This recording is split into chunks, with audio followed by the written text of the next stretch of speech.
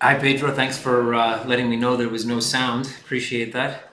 Looks like we have Facebook actually working, which is great. So I'll start over again. I'm Kevin Mirko, as usual. It's 5 p.m., almost as usual. And it's Friday. And so here we are, AMA time here at CoinMetro. Nice to see people can hear me now. That's always good. Talking to yourself for an hour is already kind of difficult. And when no one can hear you talking, not sure what that means, but you just spent an hour of your life for no reason. So I'm going to jump right into it. So we're going to jump with news of the week. And here we go. So number one on my news list this week, decentralized crypto exchanges can solve fake volumes and malpractices. The core of this article essentially is saying that talks about wash trading, which I've talked about extensively here on our AMA sessions as well as in Telegram, and basically says that these decentralized exchanges will be able to stop in its tracks this wash trading that occurs.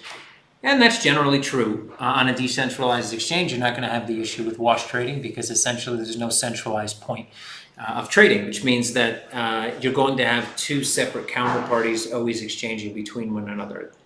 It is possible for wash trading to still exist. However, it would be greatly reduced because you wouldn't have a completely automated and, let's say, easy way of conducting these trades using bots or other type of simple algorithms. I would say that's true, yes. However, there are things that centralized exchanges bring to the table that decentralized exchanges currently cannot. Now, most of these are technology-driven issues, meaning that eventually the technology will catch up. So decentralized exchanges probably will be able to do these things. As they're not, let's say, fundamental flaws, they're more technology-related flaws.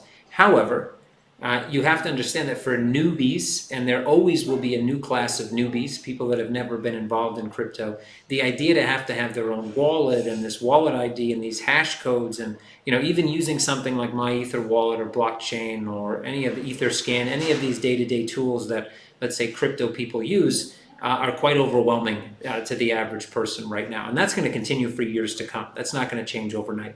And a centralized or a semi-centralized exchange allows someone to get access to a wallet easier. It allows them to onboard fiat currency. It allows them to do things that decentralized exchanges cannot do. It also, I think, at least for the foreseeable future, will always be faster because it can go off-chain, which means, especially for merchants or time-critical payments, no matter how fast a blockchain is, an off-chain transaction is always probably going to be faster, which means that you do give up a bit, let's say, of that trustless factor, but you do gain things as well. So, there's something in there that mentions that CZ from Binance is also looking at creating a decentralized exchange. So are we. I think, look, that's where it's going to be headed. Regulation is going to put a few brakes on that plan because they're going to want to understand how they can regulate and still monitor transactions through a decentralized portal. However, let's say that gets overcome. You're still going to have to, fix all these technology issues. And eventually, like I said, they're technology issues. They probably will be fixed. But that's going to take time. And even when we get to that point, as I said, off-chain transactions are always going to be faster than on-chain. Just makes sense. There's no real boundary limit when it comes to, let's say, off-chain transactions. So when you're going inside of a centralized portal, well, everybody knows each has been KYC'd and verified. From a regulator standpoint, they're always going to like that better. And it's also going to mean a faster transaction speed between participants. So anyway, I think there's going to be room for both in the market. But eventually, exchanges that don't offer some type of decentralized services are probably going to lose clients and lose numbers until they offer such services. Number two on the news list, major crypto exchange KuCoin Hong Kong offices are empty. This is kind of funny, but not surprising really in any way. KuCoin does offer a security token. They pay dividends on that token. It's an unregistered security. They've never gotten an exemption. Hong Kong does have security laws. I think more than likely that Hong Kong office probably has always been quote unquote empty, and it was just a place to establish their business, and I'm sure their founders don't sit in Hong Kong. So I would say I'm not too surprised about this. It's not the best news for the industry as a whole, because essentially regulators are going to see this and think that what they've been saying is correct.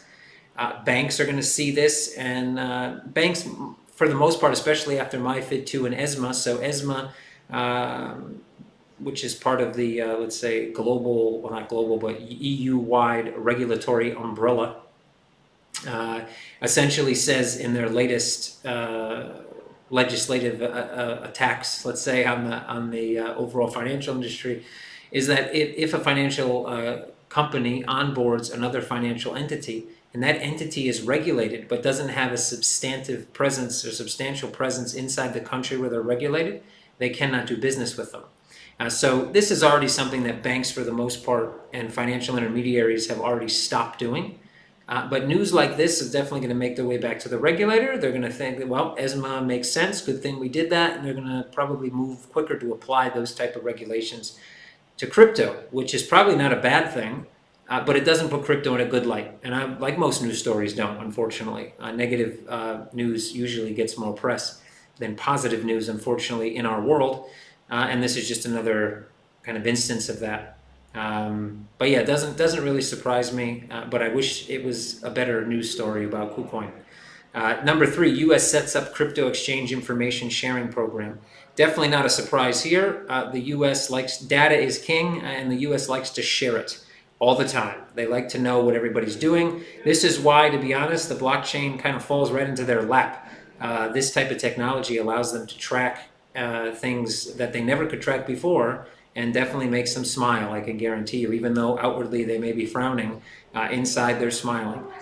So the fact that they're starting to share information, especially on global exchanges, just tells you where regulation is headed. Anybody that thinks that decentralized exchanges or peer-to-peer exchanges or some type of entity within this crypto space, when it comes to financials, is going to be able to move around regulation and not conform, that will tell you right there that they probably won't be able to. There will be countries, like always, that allow for a gray area or a gray market, or a black market for that matter.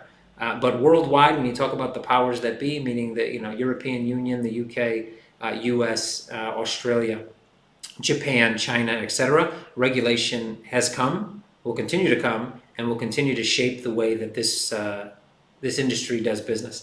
And even if you're operating in this industry, in the blockchain industry, let's say, and you're not, according to yourself, directly related to financial transactions, doesn't matter, because behind the blockchain technology you're using, there's transaction fees that need to be paid.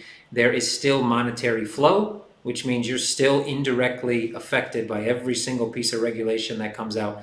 So regardless of what you're doing in this space, if you're making VR parks, if you're putting, grandma's homemade cupcake recipe on the blockchain, whatever you're doing, it will affect you. So you should pay attention. One of my favorite stories here on this news reel. Number 4, Binance LCX launches fiat to crypto exchange in Liechtenstein. Clap, clap, clap for Binance. I think they're set up it's somewhere in Africa. Somebody will remind me. I don't remember if it was Uganda or Rwanda or somewhere in Africa. They have fiat onboarding. And now they've partnered with a company that's going to be doing basically the regulatory and the compliance related tasks. Basically, they got the bank account, let's say, and Binance will provide basically what I think is maybe customer service along with access to the platform. So Binance made the right move there, because obviously regulation is not their strong suit. So they went ahead and partnered with somebody under a white label or a joint venture. And because it's got the name Binance attached to it, obviously it gets some news. So good on them for doing that. I would say, and I'll be honest here, I'm a straight shooter, so the fact that they're going regional first and testing out these fiat on-ramps instead of going global, based on the fact they've already been in the market for almost a year now, and more than likely have lots of leaks in their business structure when it comes to compliance and regulatory matters, is a good thing. So they made a couple good moves here, so hats off to Binance for a few smart moves.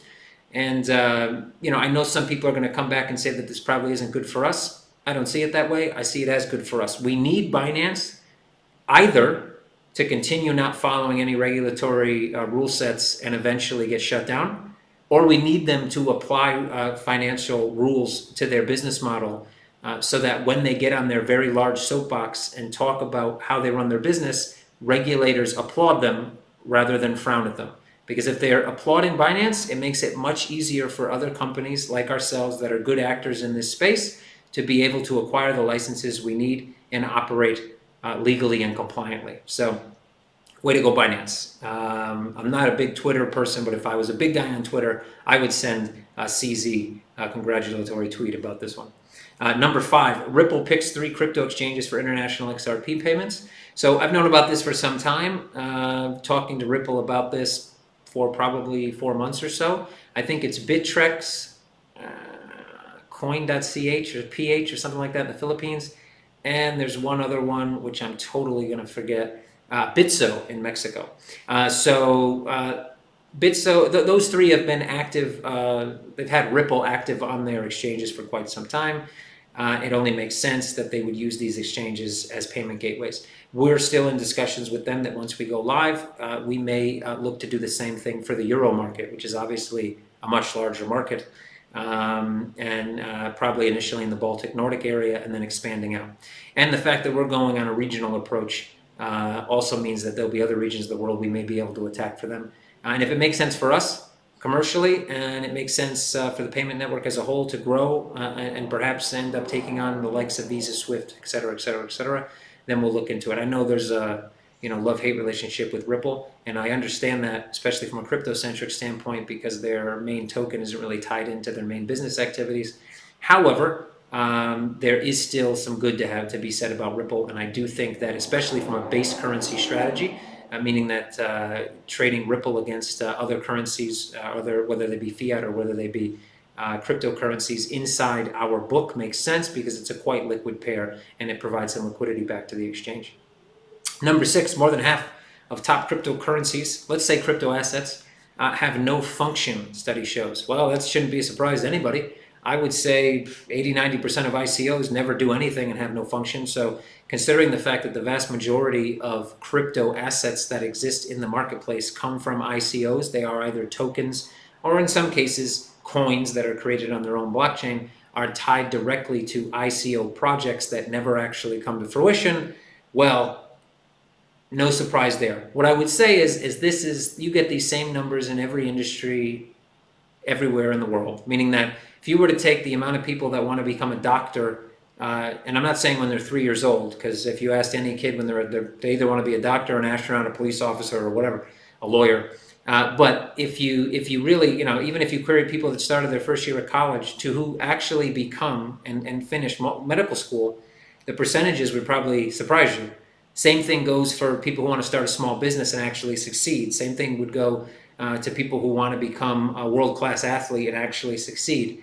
If success was easy, everybody would be successful. So the fact that a large majority of these crypto assets are tied to air or nothing or no real value is not surprising. And unfortunately, I hate to say this, and I heard Vitalik's comments on this as well over the past week, this is not going to change. It's not going to change because it's human nature. Human nature is most people don't succeed at what they try to do, which means that at the end of the day, no matter how much value we try to put behind these different assets or currencies or whatever you want to call them, the only way they're actually going to have value is somebody needs to give them value, which means the founders need to succeed. So don't expect this percentage to grow, but over time, the amount of projects that turn into actual successful businesses will grow. But that percentage of how many actually do that is going to probably stay about the same, just like it does in every other phase of life, every other piece of life. That is those percentages are generally the same. It's the same thing in FX. When you ask how many people in FX actually make money, it's generally between 20 to 25% of accounts are profitable month on month. And if you look at these numbers, it's about the same. That's it. So generally speaking, as a race or as our existence as human beings, 75% of us fail. That's it. So easy to explain that one. So number 7, could Bitcoin fall to 4,000 in the coming weeks? I didn't read the story, but I'll answer it. Yes, it could. So I think a lot of people are really scratching their heads at trying to find a value and figure out, and they're pulling out technical charts and Fibonacci scales and Gann charts and wave theory, and they're coming back with the tulip craze bubble chart, and they're trying to attach it to every chart they possibly can, and they find one that fits, and they think, oh my God, this is true and this is real. Look, when you take a technical analysis tool and you want to make it actually apply to a chart, it will. Every single time. And technical analysis doesn't work. It only looks like it worked in, let's say, when you look at the past, because people follow it, not because it actually works. Remember, all technical analysis is based on lagging price analysis, meaning you analyzing something that already happened. It's like getting punched in the face and saying, I just got punched in the face. Well, anybody could do that. Nobody, if you can predict you're about to get punched in the face, that puts you a little bit ahead of the game. But if you know you were punched after you were punched, well, who cares? So does everybody else in the room that saw you get punched in the face. So can it go to 4,000? Sure it can. And the reason being is that right now, the only way we can actually the markets are smart. People who trade in markets, sheep, let's call them, generally aren't. But the markets are smart. They're inherently smart. They will find a true market value. And they find that value usually based on the underlying value of the asset. And with Bitcoin, let's say as an example, the true value of the asset is the cost it takes to mine a Bitcoin. Meaning that right now, if you look at a chart, they range anywhere from, I think, 1,900 is the low, all the way up to like 14,000. The mean is generally around $6,000, which is exactly where Bitcoin's been sitting for quite some time. And then if someone were to make the argument, well, what about when it was $10 for so long? Well, at that time, the mining price was much lower. Difficulty was lower. So it's good news, because what it means is that Bitcoin over time, based on that analysis, will rise. As difficulty rises, the price to mine a Bitcoin rises. Thus, the, let's say, market-defined low will rise. That doesn't mean it can't go lower. Fundamentals and just, let's say, large runs of retail money or institutional money can push any price lower. It's the same thing that happens in the stock market when you could have a stock that's valued at 37 times earnings, which is obviously a nonsense valuation for the most part, but it has a realistic value, but it's based on something. It's based on earnings. There's always something, and there's a range. There's a range where that stock will trade. It can go in and out of that range, but the mean range, meaning where normally it sits on most days, weeks, months, years, etc., is within that range. So right now, Bitcoin and I think Ethereum are pretty much found their true value, their true price point, which is the cost to mine them. Now, what they need to break out of that price point and to increase difficulty. Difficulty gets increased by more transactions, more transaction flow, more people coming into mine. Difficulty gets higher. Obviously, price going higher helps that as well. So what we need is another catalyst. That catalyst can be fundamental news. Yeah, the big ETF news, etc. That would be a catalyst for an immediate move, but it won't hold value over time. But it could if it increases the amount of usage, which increases the amount of people coming in to mine it, which increases the difficulty, which increases the cost, which increases the price. So can it go to 4? Sure, it can. It can go to 1. It can go to $1. It can go to 5 cents. It could. Would it? I don't expect it to go that low. But 4,000 is generally within a range that it's still mineable. And you got to understand that the majority of mining companies sit in places, obviously, where it costs less to mine. Most miners don't sit in Vanuatu, where it costs $13,000 to mine a Bitcoin. They sit in China, Georgia, etc., where mining costs are relatively low. So look at those mining costs. That's pretty much the market-defined low. And that's pretty much the low of the low range of the market-defined, let's say, scale.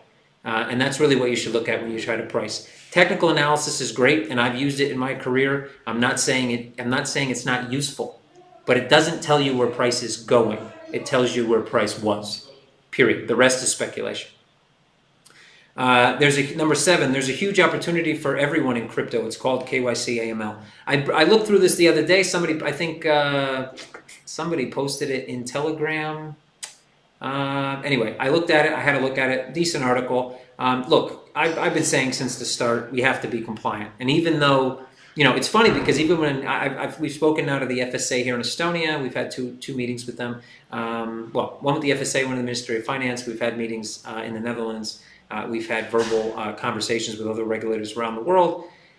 And to be honest, even some of those regulators will point out that here in Estonia, there's definitely rules that require KYC and AML. The FIU license that we have here in Estonia, for example, there's rules that govern that in Australia. There's rules that govern that, should govern that around the EU through the Fifth Money Laundering Directive, etc. There's rules that quasi-govern it in the United States via money transmittal licenses. The point is that, and state licenses. The point is that in some countries, there aren't those laws. Does that mean you shouldn't do it? Well, no.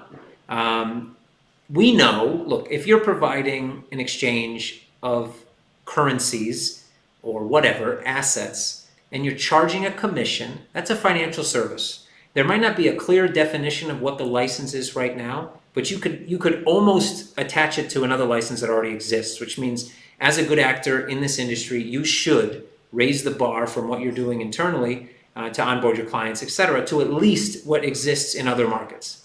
So KYC and AML is needed 100%. The more that we can kind of fence in transactions, meaning they can be decentralized, they can be peer-to-peer, they can be whatever, but on-ramps and off-ramps of fiat currency in and out of this market, and when crypto is spent in certain quantities, just like if you go to buy a car for cash in most countries of the world, or if you go to buy a house for cash over a certain amount, you will fill out a form, or the realtor or the seller will be required to fill out a form and file it with some government agency. If once that ring fence starts to close, and it will, what it means is that in and out of crypto or fiat requires some type of KYC and AML.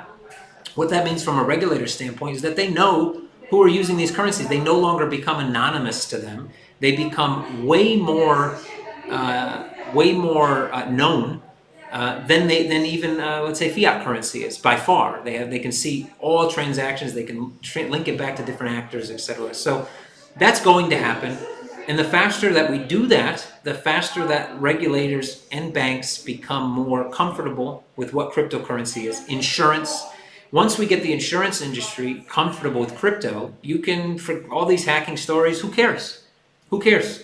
Because you know what? You're insured, and you'll probably.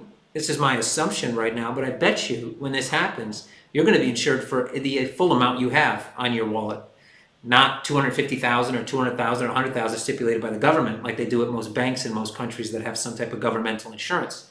Why? Well, because with the government, if you have a safe in your house and they insure it for $1 million and you say it got robbed and there was $1 million in it, how can they tell you if there wasn't? How can you tell them if there wasn't? How can you prove what was in it on that day? It's almost impossible. You might have pictures from when you put the stuff in the safe, but you could have took it out beforehand.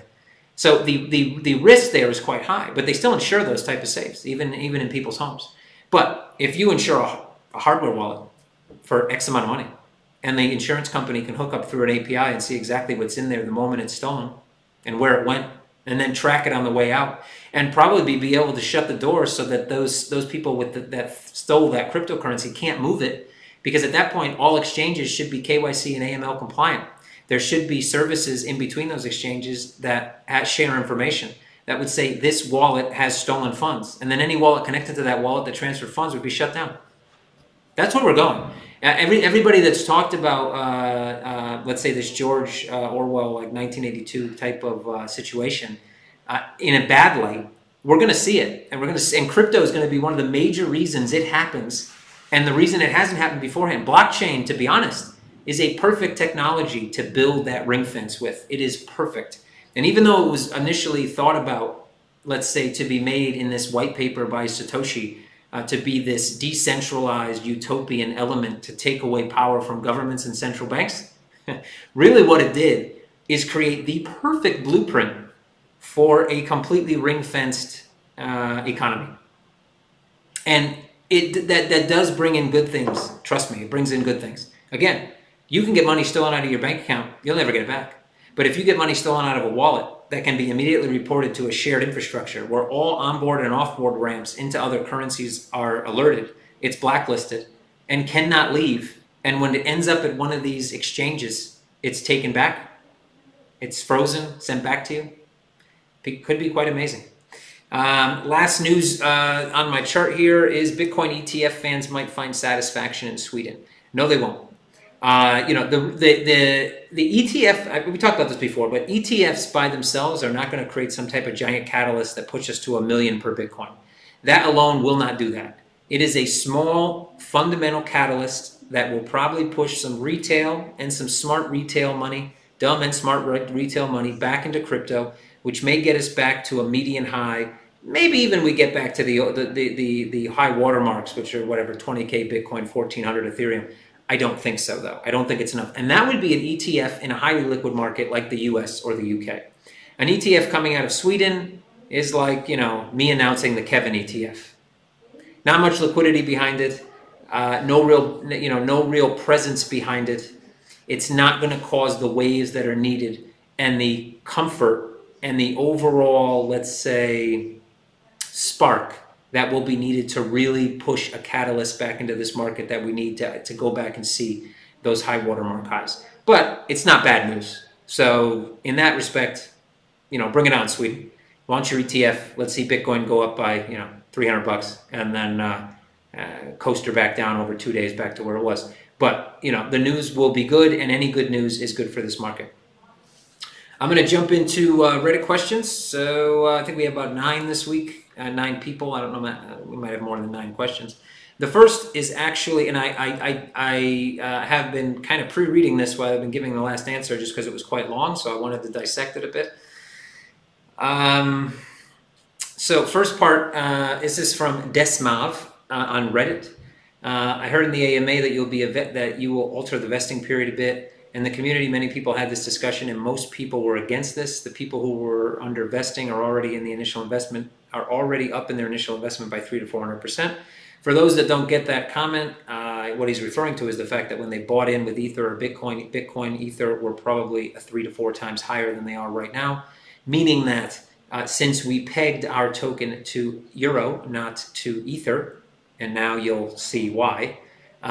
It's still 12 euro cents, which means when they bought in, if Ether was 1,000 US, they got that equivalent in euro cents, which means now they've already made 300 to 400%. So he's correct. That's obviously if the token were to stay at 12, which it probably won't. But even if it were to fall, it would have to fall literally less than they initially bought it for them to actually lose money. So this is a huge bear market. What about the people who bought XCM in the flash sales that were not vesting? They contributed their money only 1 month later, but hardly up in their hardly up in their investment. I would say everybody's up at least 100% when you equivalent to. I think the lowest Ether price where we accepted funds was about 700. So it's 300 now. So you're still quite high up for sure. Anyway, I think actually when I look at your comment, 300 to 400%, you're basing that on the 3 cents or the 12 cent, which is correct. But you need to increase that by quite an exponential rate because it is 12 cents, but Ether also fell by 3 times. So it's actually 9 to 1,200% gain when you base it on the euro value. So even people that bought into the last flash sale are still up by quite a sum at the 12 cent mark. If we push it to 15 cents with a flash sale, obviously it still will fall a bit, but that may mean that it finds its true value closer to 12 cents, than it would if it was at 12 cents for the beginning. But I get your point. I haven't made a decision on that. I definitely get your point. So it may stay the way it is. The decision would never be made until we see how the market reacts initially. So if we see an initial dump, which we will, from people who bought at whatever price that are able to sell, and we see stabilization in price, and we see that stabilization in price, and we see some demand, and we start to see some revenues on the CoinMetro side, and we start to see some pickup in users, then lessening the vesting doesn't necessarily affect, especially if we do it in a staging effect, not all at once. Meaning that we can do like a round robin, we can do a raffle, we can do, I don't know. I'm just throwing out ideas there. I'm not saying any of these have really been discussed. This is just me talking about this right now.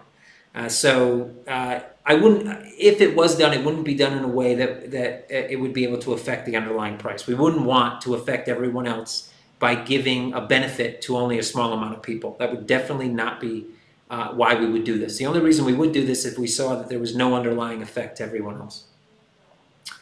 Can USA clients of CM trade with fiat at the time of exchange launch? If not, that question is, I could answer that question today, and tomorrow that answer could be wrong.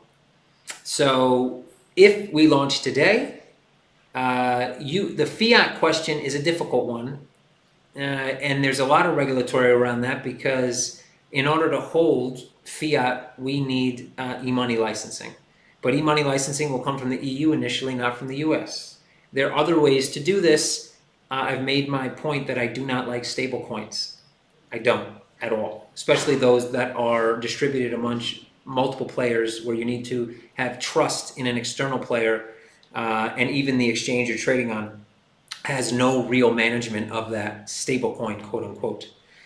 However, there are solutions that we've talked about internally on how we could get around the e-money barrier, at least for the first few months. I'm not going to talk in depth about those, because I don't want Binance to do it tomorrow. And apparently Binance watches our AMAs, because a few things we've talked about, Binance has definitely done.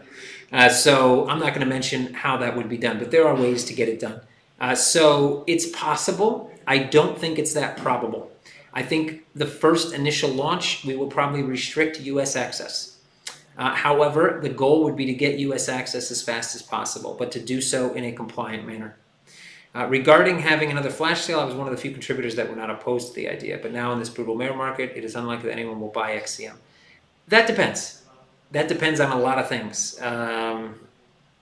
Popularity says we're hyper dumping as soon as they list. It's better to focus the marketing in other ways. The flash sale may not. Money, just my 2 cents. We wouldn't do any external marketing, to be honest. It would be only internalized for the most part. And there are people that want to buy XCM. We get emails and text messages and Telegram messages and everything on a daily basis about people that want to buy XCM. There is also a key point that we will have discounts. People that weren't able to get into the ICO don't get the 25% discount, but they can get that if they hold a certain amount of XCM. And if they can buy it at 12 cents before it gets lifted to 15, even though it might go below 12, but there's no guarantee of that,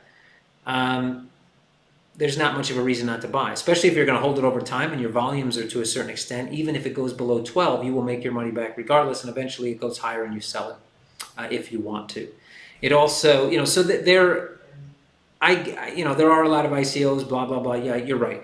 But I still think there is a bit of a market, and it might not be a huge market, but there's probably a market. What it does do is push the token to 15 cents, which may mean more dumping initially, but it also may mean a stabilization at a higher price. But anyway, you're right. It still hasn't been. It really depends on how the market will look. If we get to that point, plus with Ethereum being as low as it is, if people believe that Ethereum may pop back up, well, then you're right. If Ethereum goes a bit higher from here, that may mean some more buyers. But if Ethereum goes a lot lower from here, it could also mean more buyers, because people are weary that it goes even lower, and they could at least lock in value into a token. So we'll see. We'll see what happens. But decision won't be made really until we really see what the market looks like right into the lead up. Please start to reach out to the teams of the popular coins in the top 100, as their vetting processes may take a long time.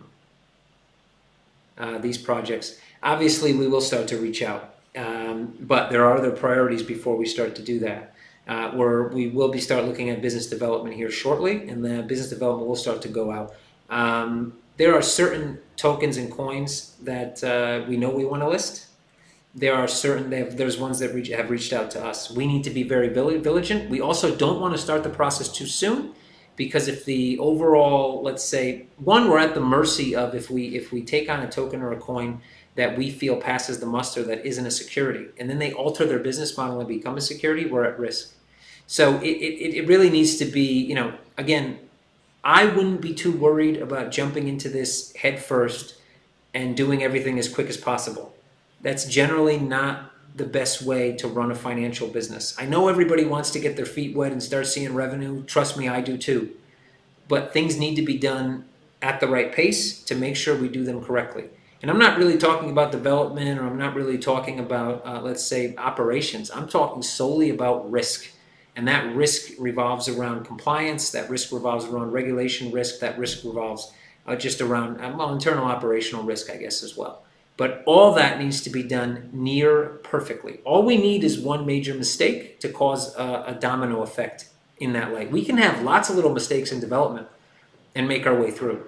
Because as long as we tie development into marketing, meaning that the largest marketing push doesn't happen until we're 100% tested and ready, and that we know there's no bugs, then majority of people don't hear about us. So we can generally scale in, so to speak, but you can't scale into regulation for the most part. So it needs to be done in the right manner. But yes, you're right. It has to be done before we launch. It's already been ongoing to a certain extent, and we will start to light a fire under the business development in the next month or so.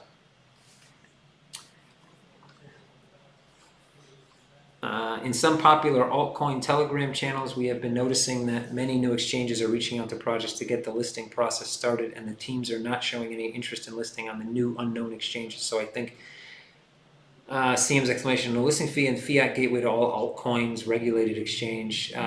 Yeah, look, they're all talking points that we have.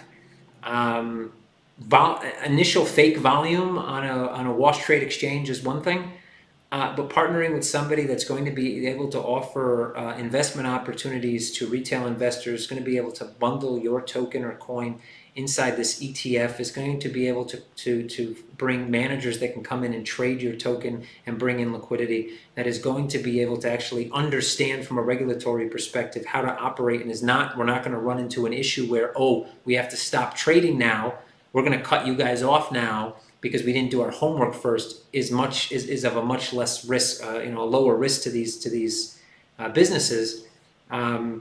I'm not worried about the sales pitch. And I'm not necessarily worried about people rejecting us either.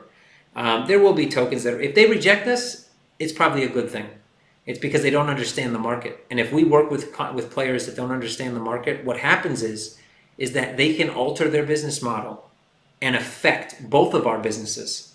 And we don't want to work with people that will do that. We want to work with people that understand the market, that understand the risks involved in being listed on an unregulated exchange, understand the growth possibilities that come with listing on an exchange that has multiple revenue on and off ramps, understanding, they need to understand those things. And I'm not afraid of the sales pitch, and I think we're going to have people that can expertly deliver that sales pitch. And all that will be happening within the next weeks to come as we start to build out this development, this biz dev team. Bruce Lee 707. Hi, Kevin. What are 3 things that keep you awake at night about CoinMetro? Well, let's see. I'm going to put my honest Kevin hat on here. I actually sleep pretty well, to be honest. I don't really stay up at night almost ever. But things that I think about on a daily basis, because I think about this all the time, whether I'm sleeping or not, I'm sure I don't really dream, but if I did dream, I'd probably dream about them. So 3 things that I think about all the time. Obviously, right now, as we hold crypto, and crypto is where most of our liquid assets are stored right now, Ether price, going into the floor and finding a true value much lower than where I would have hoped. For the time being, is obviously something that means that we need to make sure that we expertly fine-tune our budget, and that we make sure that these, let's say, access to funds that we have are ready to go when needed. So that'd be one thing. Second thing, obviously, is, I guess, making sure that we hire the right people, that we put the right people in the right positions. You can hire great people and end up putting them in the wrong position. Or you can hire people that aren't so great and put them in the wrong position. So hiring and positioning and really getting the best out of all your employees and make sure they shine is something that I think about quite a lot. Because if we do that right, everything else falls into place. And then I guess 3 is just the general regulatory scope worldwide, and making sure that our voice is heard. That from not a commercial standpoint, but a regulatory, we care about doing this right standpoint, thought leader standpoint, that we're heard. And I guess those are probably the 3 things. For equities, from fundamental perspective, the free cash flow profitability of the company will determine the price. For a utility token like XCM, is it is its price also a function of these factors? For CM will be, yeah. Don't think of, when you think of utility token, that's an invented phrase, right? There's no such thing as I mean, there is, but I mean, there's a year and a half ago, there was no such thing on paper as a utility token. This is an invented phrase to try to define what these assets are. They're still assets. They're still created and linked to a company. So as I've talked about before, I do think eventually as this market matures, tokens will start to follow the actual profitability of the company that minted them. When it comes to a protocol, however, like Bitcoin, like Ethereum, they're going to be based on value cases, use cases and underlying value, which I guess you could kind of say is the same thing, but obviously Bitcoin doesn't have a commercial side to it. Neither does Ethereum, but what they do have are use cases that should have a value, and that value will be found. Right now, that value is found, to my understanding, from the cost it is to mine them. However, as they add in value use cases and value behind them, then the value should rise. With here, I do think that they will perform somewhat like equities at the end of the day. There are a utility. They do have a utility, which is different from normal equities, which should give them more value. Meaning that, let's say the company goes from being worth X to Y, and the token price increases accordingly. However, at the same time, you can use those tokens and gain discounts by using the services that also provides a value. So there's like a dual value that needs to be taken into consideration when valuing a token, essentially. But I don't see it happening any other way. I don't see, I know people, I'm going to, security token exchange or whatever. They're all securities, my friends. Every single token that goes through an ICO is a security, bar none, hands down. The only reason there's been regulators like the Swiss or Estonia that have come out with papers that describe the three differences is up until they actually do create or amend the legislation that currently exists, they needed a framework, something that would help them kind of filter through the nonsense. And that's what they did. They created a filter. Notice they created guidelines, not legislation. They will not write legislation that would put, I think, specific rights that don't apply to all tokens. They're all securities and should be treated as such, to be honest, for the most part. Robin Timmerman. Don't know if it's true, but I read that Forex brokers earn money on the idea that the vast majority of traders lose money long term because a trader has a bigger chance of making a losing trade instead of a winning one. Brokers just reverse or hedge the orders made by their clients until the client proves to be a good trader, at which point the broker stops copying his orders. Is this a practice that goes on in the crypto world as well? We'll see him use this strategy. So what you described right there is your basic market maker or B-book strategy. So in FX, there's two types of books. There's what we call an A book or a B book. An A book is something that order comes in, the identical order is transmitted to a liquidity provider, which usually is a market maker, that essentially takes the risk. If the client makes money, they could potentially lose money if they don't manage their risk correctly, or vice versa. And then there's B book. B book essentially means you internalize that flow. We get the order and we sit on it. And then at some point, we create a batch order that mitigates our risk. So if we get a bunch of Euro USD buy orders right now and Euro USD starts to go down, we don't do anything. We basically collect that. We wait for those clients to close out with a loss and we collect that as profit. If Euro USD starts to go up, we basically would send out a batch order at some point during the day to cover those existing orders so that our risk is limited. That's simplifying a bit. There are ways to still make money on that type of flow, but it requires a more complex bookmaking strategy. However, that's the generalization. And yes, that exists for sure. And the vast majority of FX brokers, whether they say they're A book or B book, have a hybrid model and still do B booking. I would say 90% of them. FX Pig never did B book, ever. And we never will. And it's not because I love to say it's because we're altruistic and, we don't want to trade against our clients, which is true. But in reality, it comes from a risk standpoint. The business was always set up to be a passive when it comes to risk, no risk taking. That's why we don't do it. We don't take it because we don't want to take on the risk. And we never have. But the vast majority do. Why? Regulations. FX Pig chose a route that went outside of, let's say, EU, US, Australia regulation because it's too costly. And when you bring on that regulation, it forces you to create a hybrid book, at least a hybrid, if not a full B book, because you do not make enough money on transaction values. Keep this in mind that there is leverage in FX. Let's say it's now it's getting limited by ESMA and not ESMA, but MiFID II in the EU and similar legislation around the world. But there is leverage. Let's say 25 to 1, 50 to 1, 100 to 1, where in crypto there isn't. But the amount of commission that's charged now is quite competitive. So there's very little money to be made on STP Forex. Not enough really to run a fully regulated outfit, unless you want to really not make any money. Does it happen in the crypto world? For now, for the most part, I would say no. Not because everybody's a good actor and nobody wants to. Nobody has the capability to be able to manage the risk. Not even banks want to take on the risk for the most part. That's why banks and large prime trading liquidity providers have been so slow to pick up crypto. Because there hasn't been enough liquidity for them to resell, and they have not wanted to take out the risk. They have not wanted to take on the risk that's involved in those transactions because of the volatility. As volatility has lowered over the past, let's say, 2 months or so, 3 months, 4 months, you have started to see some players come into this industry. However, it's still slow. It's still at a slow pace, and that's because they're just not willing to take on that risk. And if Barclays, UBS, JP Morgan, etc., the four, basically 3 banks would be JP Morgan, I think UBS, and if I'm not mistaken, I got to think here.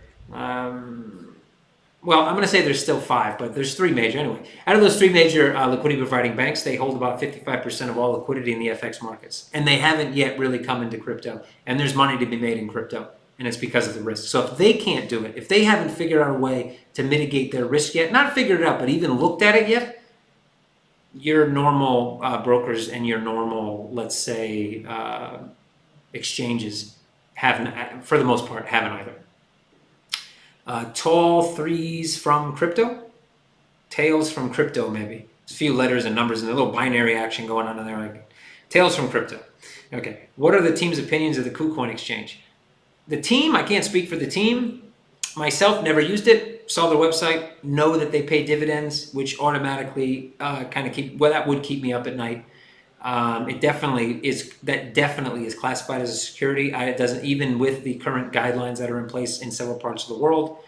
And the fact that it's an unregistered security means jail time under current regulations in most part of the world. So from that aspect, I think that was a bad move. I think from a commercial aspect, it was a great move, right? But part of doing a commercial enterprise in the financial space is understanding financial law. If you don't understand the financial law, and you're running a financial business, that's scary. That's scary for the users, and it's scary for the people operating the platform as well. What are the key factors stalling mass adoption of crypto in general? I read an opinion the other day that mass adoption would already have occurred back in 2015 if big money institutions really saw a massive potential. No, I think key factors. Regulation is simplification is a key factor, and simplification carries a lot of different hats. So simplification, 1, if you go, think about I would say your grandmother, but that's too cliche to say at this point. Everybody talks about their grandmother, right? I don't care about your grandmother. Go to your Uncle Joe. Go to your brother. Go to somebody who doesn't really deal in crypto and say, I want to send you a Bitcoin. Give me your wallet ID. And watch their face kind of go from, I woke up this morning knowing everything about humanity to, what are you talking about? I have no idea of the words that came out of your mouth. And that's something that you're going to see in a large population of the world. Because you may ask them, what's a Bitcoin? Like, oh yeah, that's that cryptocurrency. But they won't be able to explain you what a Bitcoin is. And then you can ask them what the blockchain is. To be honest, if you ask them what the internet was, they won't be able to explain that either. A lot of people say that they need to understand. You don't need to understand how the blockchain works. Just like you don't understand how the internet works. You just need to understand that it works and that it's a protocol. And on top of that protocol sit a lot of applications like Bitcoin, like Ethereum, etc. And these applications make your life easier, just like Facebook and IoT apps make your life easier or harder, maybe. But they interact with what you do in your daily life. And the reason why you haven't seen mass adoption, 1, simplification comes from regulation. If you can't take your US dollars and click on a button like you would with PayPal or Skrill or NetTeller or with your Visa or your MasterCard, and buy or acquire this other currency to spend it or asset to be able to trade it or use it, most people aren't going to do it. And when they need to understand that they have to get a wallet ID and a private key and they have to store it and they may need a hardware wallet and they got to do this, and if they don't do that, they may get their crypto stolen, then they got to go to this one place to get their fiat into Bitcoin, but then if they want this other token, they're going to have to go to this other exchange and transfer over, and oh, you made a mistake in your wallet ID and now you sent your money to an anonymous person somewhere on the other side of the world and now you're screwed. You know, the barrier, the bar for understanding for entry is way, way, way too high. And we need to simplify it. And the way to simplify it comes, one, from regulation, which allows easier fiat on-ramps. It comes from regulation creating frameworks that makes, even good people will do bad things if there aren't laws to stop them. All right. If we didn't have a law that said that stealing was illegal, the pastor of your church and your grandmother and everybody else would walk into a supermarket, and when they didn't have enough money, most of those people, unfortunately, would probably steal something. And, religion, I guess, could play a bit of a role in there. People sometimes inherently think stealing is bad. But you can look at that in any way, shape, or form. When there's a hurricane, for instance, and there's looting, even people, because people need something, and they don't want to do it, but they feel no choice. Again, you don't set frameworks, you don't set guidelines, or you put people in situations, and they will go against, even though they're good people. So we need frameworks. We need things that make good actors do good things. Once that happens, we can start to simplify the market. Once the market becomes simplified, then you will see more of a mass adoption, because now you will have larger companies that wouldn't get involved in crypto before, not because they didn't think it was interesting, not because they didn't think it could change the way they do business or bring in new revenue, but because they didn't have the ability to do so because of regulation. It was stopping them. That was a barrier. Then you start getting companies like Walmart, like Amazon, like, Tesco, all these big companies that start to come on and create tokens, whether they're reward tokens, whether they're utility type tokens that people can buy into and then get discounts online at their retail when they buy things, etc. They're going to need places where they can on and offload those. App stores are great places for tokens. Apple App Store, Google Play. All these places can create their own tokens. They can have them buy them through some type of interface that allows them then to get discounts on purchases. When they hold those tokens, the tokens can give access rights to new products. It can then probably link into GPS and data. They can share data between all kinds of things can happen at the token level. And then those tokens will need to be, sold at some people may, I don't need these tokens anymore because I'm not going to access this platform, or I no longer require the discount. So now I'm going to sell these tokens. They're going to need ways to off-ramp them. If they have to go through some ridiculous process, they're not going to do it. So, I would say regulation is number 1 or 2 there, but simplification is the umbrella on why we haven't seen mass adoption. Volatility, in people's, market guys will come and say volatility. Volatility is only there because we don't have mass adoption. Once you start to see mass adoption, mass usage, and more use cases, volatility dies.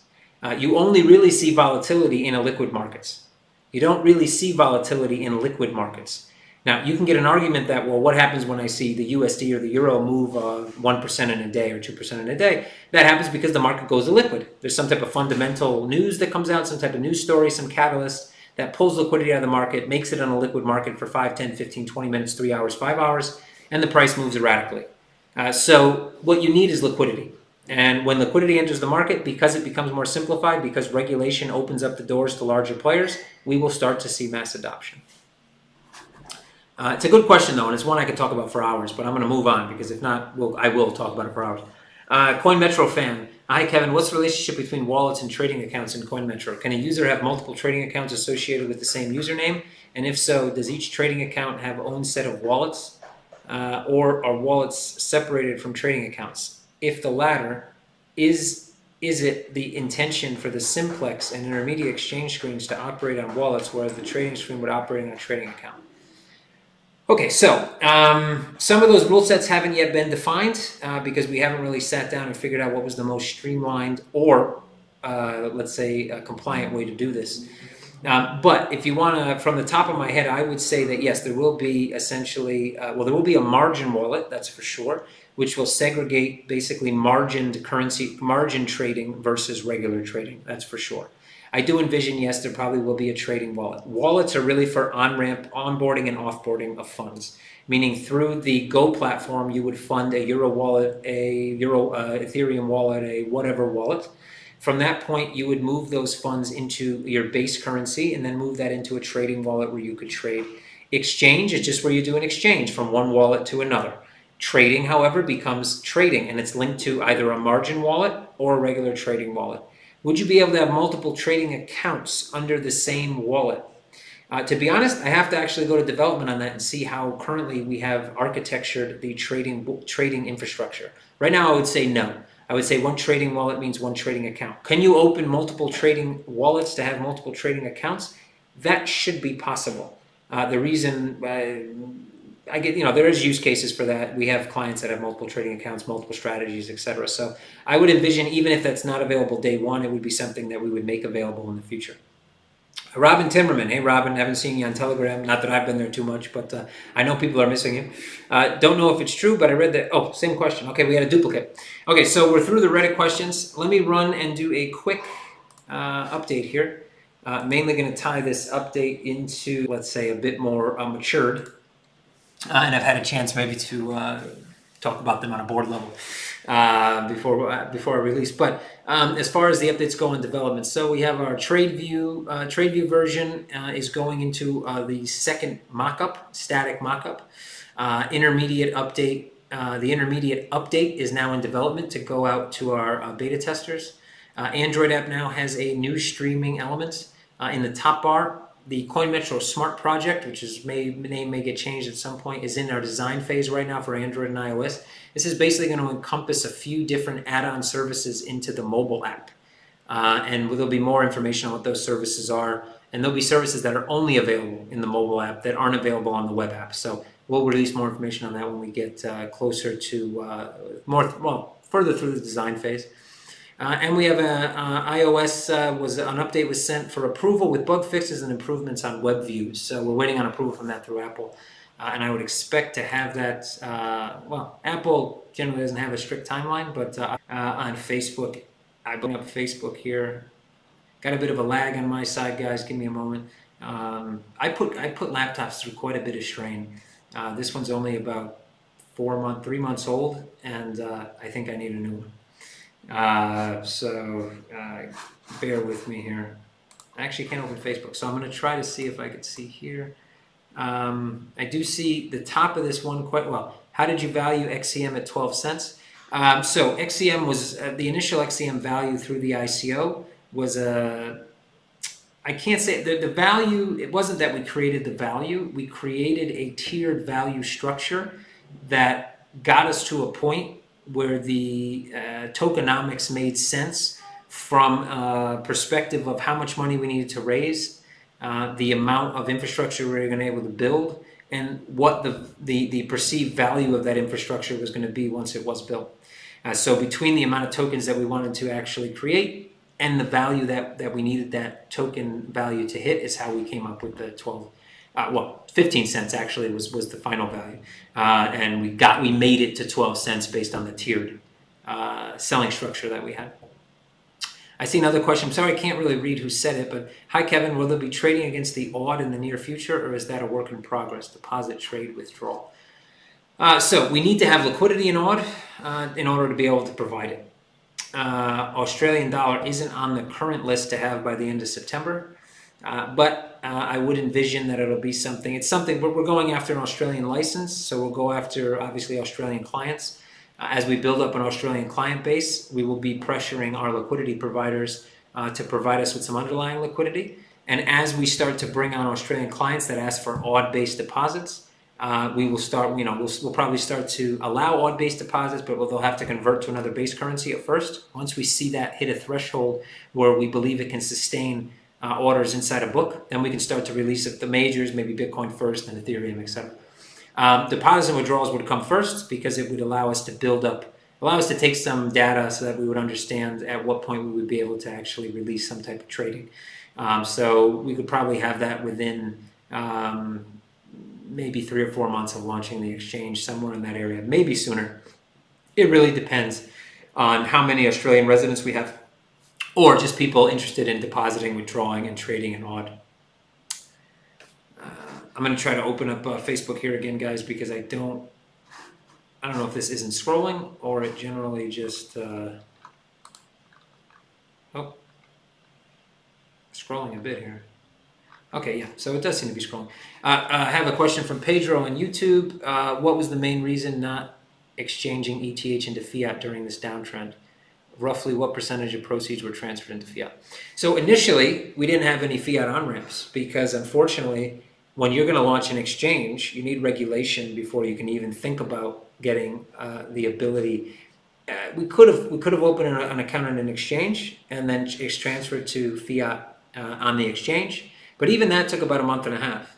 And we did that. We were in the process of doing that, and at that point, Ethereum went from our average Ethereum contribution was about $900 US.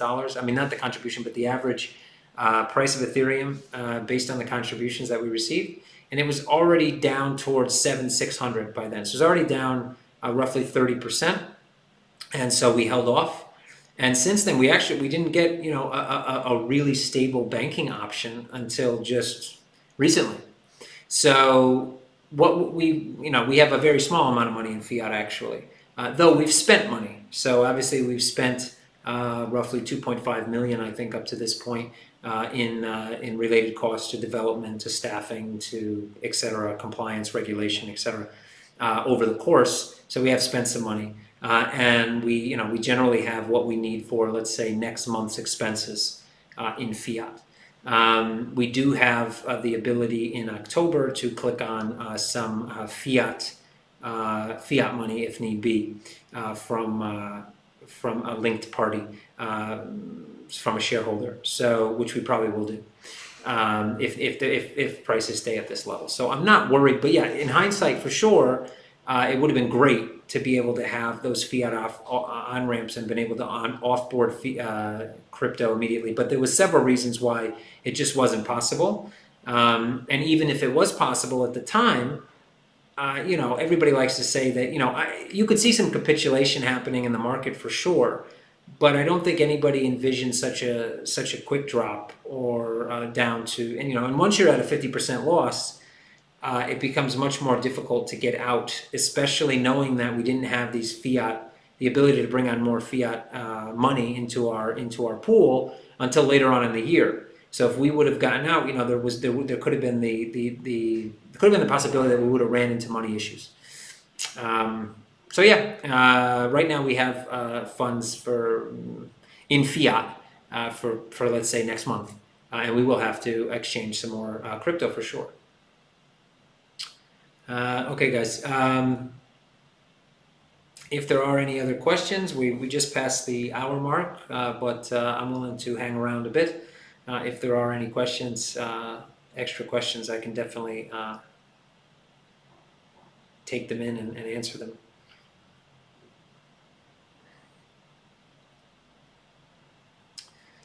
Give you guys about 2 minutes while I sit here and stare at myself. To see if any more questions come in.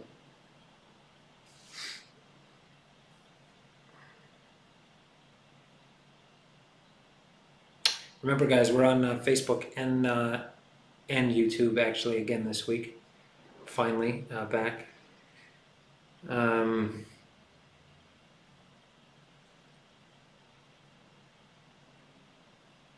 Okay, guys. Looks like there's no additional questions. Everybody got all their answers, or maybe viewership's off a bit. Where we are in the middle of August, a lot of people are on vacation right now, so it might have a few people falling off from our normal viewership. But anyway, guys, I appreciate everybody coming by. Stay tuned for next week. Next week, same time, same place. On Friday at 5 Estonia time. Oh, wait a minute. We have a question that just popped in from Kunal Patani on YouTube. Can you tell us what the marketing strategy is looking like for the run-up to the launch? Sure. Without going into a huge amount of detail, just because obviously, we never know who's listening, right? Um, as far as marketing, so we have regional, local marketing that we're planning here in Estonia, mainly for branding purposes, as well as to get us more well known by, let's say, local powers that be that government and regulation and regulators. We also we're also going over our entire SEO map. So Richard, who's been on the team now for about 2 months, has done a fantastic job of going over SEO. We're starting to create more organic content, which is going onto our blog, as well as on our internal blog, as well as Medium, and as well out onto social media. We're starting to look at this Crypto Academy, getting things rolling with the Crypto Academy, which also will be a big catalyst for our marketing. We're looking at not obviously Google. We're also looking at ways to get back onto social media through different, let's say, creative methodologies, through different websites we own, news generating websites and other websites that we can then attach back to CoinMetro to pull in clients. We're looking at different types of regional advertising in regions where we plan to have a presence. It's a quite holistic approach. Pretty much every type of media you can think of, we will have a bit of reach into that media. Remember that we are offering makers 50% commission rebates, which is huge. Nobody's doing that. We're still offering one of the lowest commission rates around.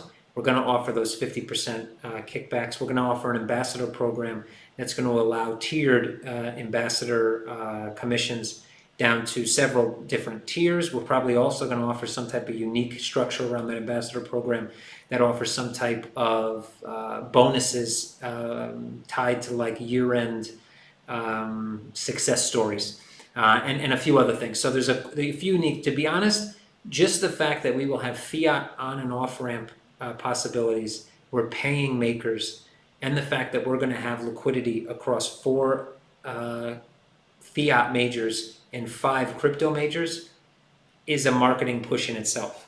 Now, a lot of PR will be generated around that, where we will push PR out into general media, traditional media, as well as crypto media. So a holistic approach from all angles. David came up with a question on YouTube as well. Are you afraid the crypto era is over and that it will never recover again? Nope. I could go into depth on that answer, but no. Take it from Warren Buffett. When fear grabs a market, it's the best time to buy. When fear hits a market, and on the other side of that, when you hear for the first time, when your grandmother tells you should buy Bitcoin, you should sell it. When CNN, BBC, and et cetera, come on and start creating shows about buying and selling crypto assets, or any asset, to be honest. When Kramer, whatever, tells you on TV that you should buy an asset, you shouldn't buy that asset. When the public knows about it, when the sheep are following, it's when the smart money comes in and takes over the market. So the fear, it happens in every market. It's happened, and the one that everybody points to, which makes a lot of sense, though, is the internet bubble. Once Pets.com was the darling of the cable TV networks, is when you needed to start selling. But look, everybody talks about the internet bubble, right? Like, oh, look at the internet bubble. But the internet still exists. And the internet is now the protocol that the biggest businesses in the world are based on. Blockchain is another protocol that will revolutionize the way a lot of things get done in the world. It's a protocol. There'll be a lot of little bubbles, a lot of big bubbles, a lot of capitulation, a lot of explosions, et cetera, et cetera, et cetera. A lot of people will make money, a lot of people will lose money. But the protocol will make its way through, and at the end of the day, this protocol will be where the next $1 trillion and 10 trillion and 100 trillion and quadrillion valued companies in the future are based, will be blockchain or a blockchain type protocol. So no, it doesn't worry me at all. It just shows me that we're maturing as a market and we're getting to that next, let's say, that next pendulum shift. David, did you say I earn money on my referrals? Yes, that's the plan. We're planning on putting through a tiered. I don't know how many tiers yet and how deep it's going to go, but it will be a tiered plan that will allow you to earn money on your referrals. At least they're top line referrals. So definitely an opportunity there. And just have one, there's one final comment on YouTube, on Facebook. I think Kevin just want to say, as an investor, I just want to say thank you for taking your time to get it right. I appreciate that. Everybody should want to get it right. Getting it done fast is great. First mover is awesome. But if you're first mover and you do everything wrong, you're not going to be the last mover. That's for sure. You're going to be first in, first out. And I'd rather be last in, last out, to be honest, than first in, first out. Unless I'm a milk carton, then I guess first in, first out is better. That's great. It will increase people's interest for sure. A great ambassador program, paying makers, fiat onboarding, fiat crosses. It's nobody's doing that. Still now today, nobody covers all those bases. They're starting to cover some of those bases. Nobody covers them all. And add regulation on top of that, and compliance, even if we're not regulated, makes us puts us in a very good position. And it's highlighted by the fact that banks are willing to work with us, and banks aren't willing to work with most exchanges. So that just tells you that we're on the right track and we're doing the right things. Are you offering BitGo Instant? Yes, we will be offering BitGo Instant once the exchange is live. Maybe not day one, but it's built in already to most of our protocols. Okay, guys, I'll see you guys next week. As always, have a good weekend. Spend some time with your family, friends. Make the most of it. See you guys again next week. I'm going to jump in Telegram at some point, try to answer some more questions, and we'll go from there. Thanks, guys. Make sure you hit up Reddit. Post some good questions there. I love getting good questions on Reddit. Some of those questions are very good. Throw them out there. I'll answer them. And let's continue on this journey together. We're getting closer and closer all the time. I'm glad you guys, we got a lot of great feedback from this intermediate exchange setup, which was great to see. I knew it would happen at some point, but I think a lot of people on Telegram thought it would never happen for some reason, and it's happening now. And it's good to see, great to see, and we're making progress, and we're going to get to the point where I think where we've always said we're going to get to, where we launch a product that works, that people want to use, and that actually is different from everything else that's on the market. So anyway, guys, good weekend. Cheers, and see you next week.